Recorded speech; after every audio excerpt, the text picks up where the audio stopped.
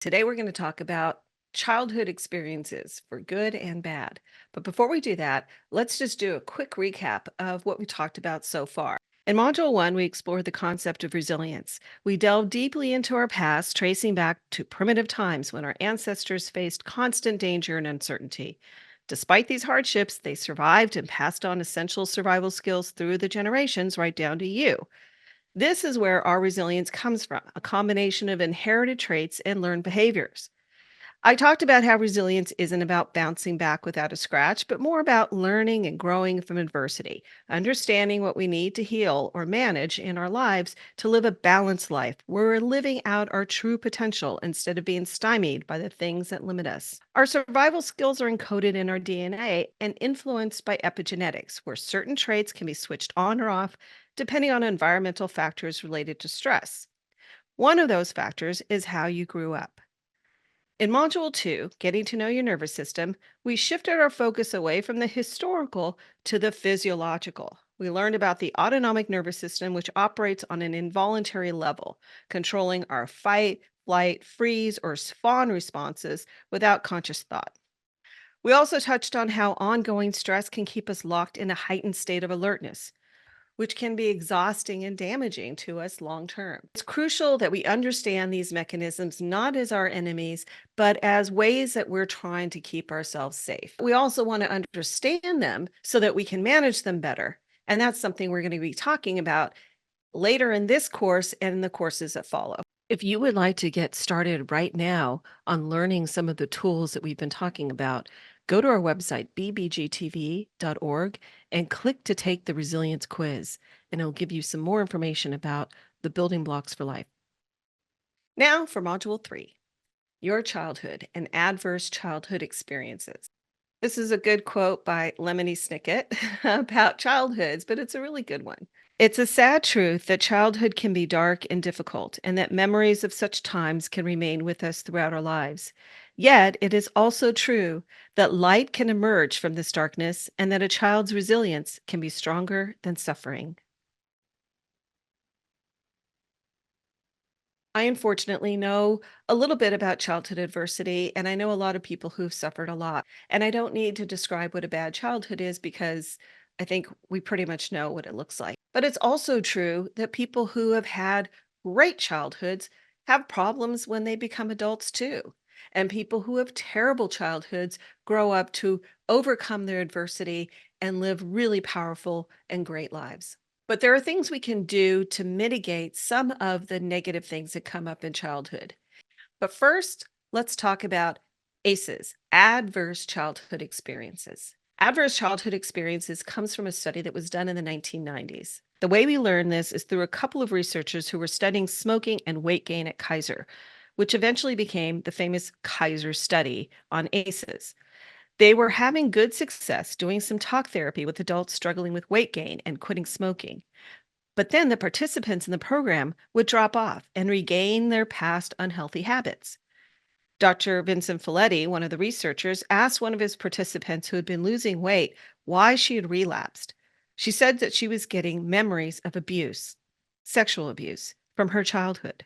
The weight loss was making her feel more vulnerable. Her weight had been a form of protection. Like we've been learning, our brains and bodies want to keep safe. And for this participant, as soon as she started losing weight, she started getting a lot of attention from men, and it was bringing up her childhood memories. So she was regaining the weight in order to build that protection around her. Dr. Folletti and his colleague, Dr. Anda, tracked thousands of people over years, and they asked them if they had adversity in childhood, whether they had abuse, so that's mental, emotional, or physical abuse, neglect, or household dysfunction. So there was a parent missing, someone died in the family, there was drug abuse in the family, there was violence in the family. Some researchers also include growing up in an unsafe neighborhood and being subjected to racism could also be considered ACEs in childhood. What they found was those people who had at least 4 ACEs that they could report in their childhood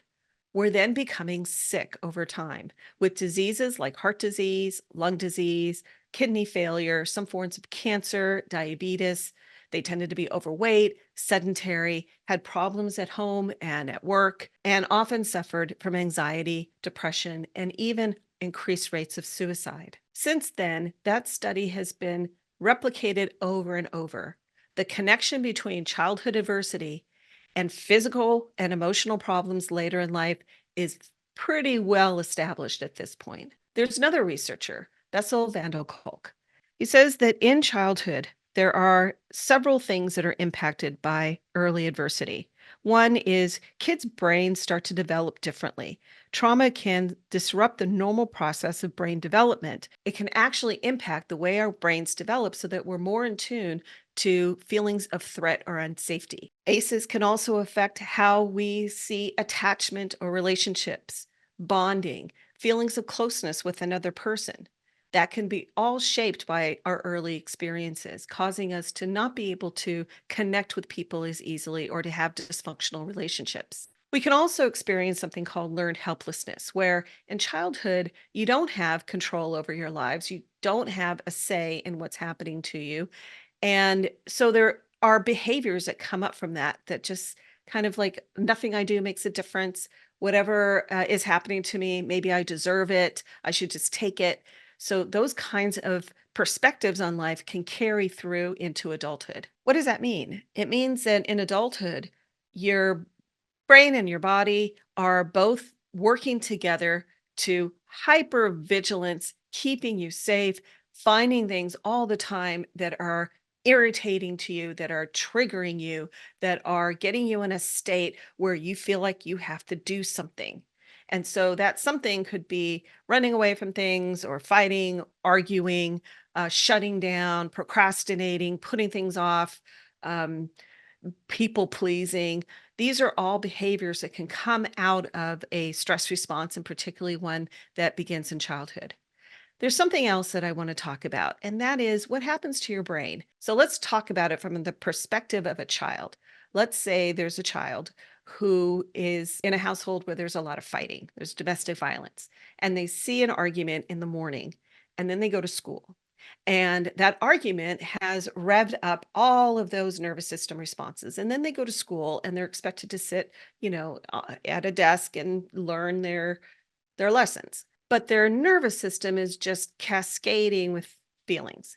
So they might act out. They might throw something in the classroom, bother somebody next to them. They have to do something, shut down, put their cap over their head and not pay attention. All of those can be seen as a nervous system response to high levels of stress, but it can also be interpreted as bad behavior. While all this is happening, what's happening to that kid's brain? Let's go back to our ancestors and say we're back on the savannah and there's a saber-toothed tiger after us. Our ancestor wasn't going to survive if they stopped to calculate how long it would take that saber-toothed tiger to get there, or to think of three scenarios, or use any kind of high level thinking. They had to just react. Well, that's what's happening when we're in that high nervous system state. Our brain is turned off in some places so that we can just focus on doing what needs to be done physically. So if you're in a classroom and you're in that hyper vigilant state, your brain isn't working at all cylinders because it's busy shutting down parts so it can do something with the body. And that's going to affect the ability to concentrate, to listen to instructions and do them, to do high level learning like math or, conjugating a verb. But we don't consider that in schools. And that's unfortunate because we are missing out on opportunities to teach how we can lower those nervous system responses so that we can free up our minds and this high level area that happens to be right here so that we can think through problems.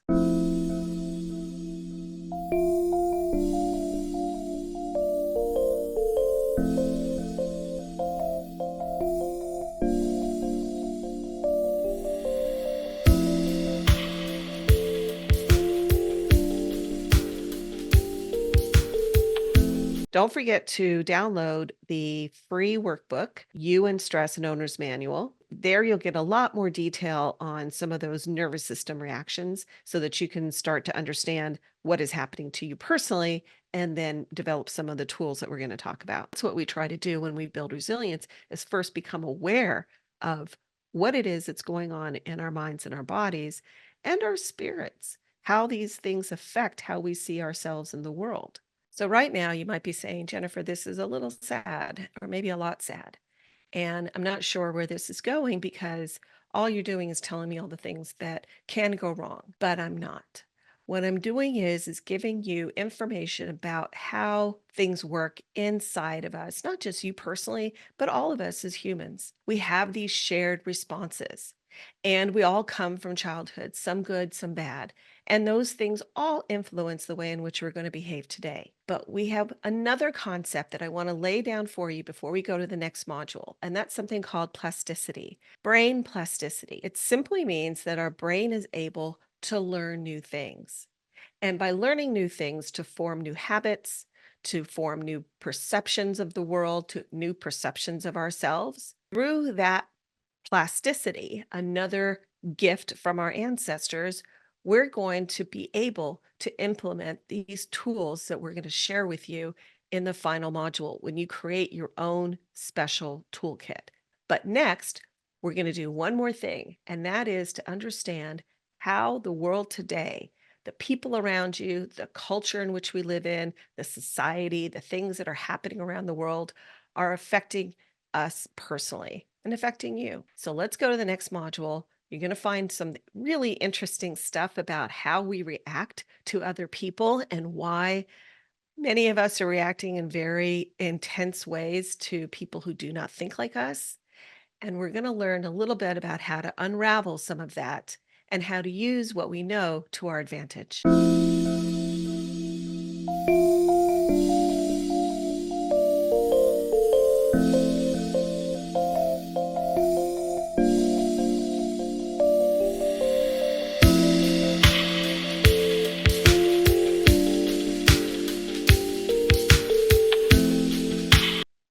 Go to the next module.